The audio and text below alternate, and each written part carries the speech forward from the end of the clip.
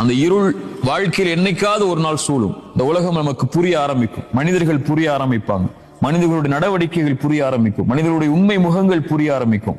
மனிதன் பின்னாடி எப்படி நடந்துப்பான், முன்னாடி எப்படி நடந்துப்பான், அவனுடைய வார்த்தைகள் எப்படி இருக்கும், முன்னாடி பின்னாடி எப்படி இருக்கும், உங்களுக்கு நலவு விரும்புவானா இல்லையா, உங்க கண்ணியத்தை மனிதர்கள் பாதுகாப்பார்களா இல்லையா, இப்படி எல்லாமே உங்களுக்கு ஒரு நாள் புரிய வரும்.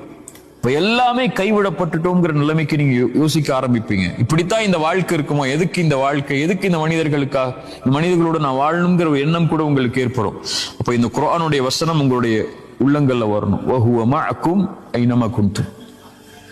எங்க நீங்க இருந்தாலும், எந்த சூழ்நிலையில இருந்தாலும், எந்த மனிதர்கள் உங்களை கைவிட்டாலும், இந்த உலகமே உங்களை அங்கீகரிக்கவில்லை என்றாலும், அல்லாஹ் உங்களோடு தான்,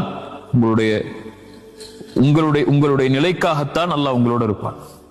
வஹுவ மஅக்கும் ஐனமா குன்தும். எங்க இருந்தாலும், எந்த சூழ்நிலையில் இருந்தாலும் அல்லாஹ் வந்துரு யா அல்லாஹ்னு கேட்டா போதும். யா அல்லாஹ், நான் இயலாதவன், என்னிடத்துல வந்துரு, உன்னிடத்துல வர ஆசைப்படுறேன் அப்படின்னு நீங்க சொல்லிட்டா போதும். என்னை தனிமையில் நினைவு கூர்ந்தால் அவர்களை நானும் தனிமையில் நினைவு கூறுகிறேன். அவ்வளவுதான். ரப்பே, நான் உன்னை அழைக்கிறையா அல்லாஹ், உன்னிடத்துல வர்றையா அல்லான்னு சொல்லிட்டா போதும்.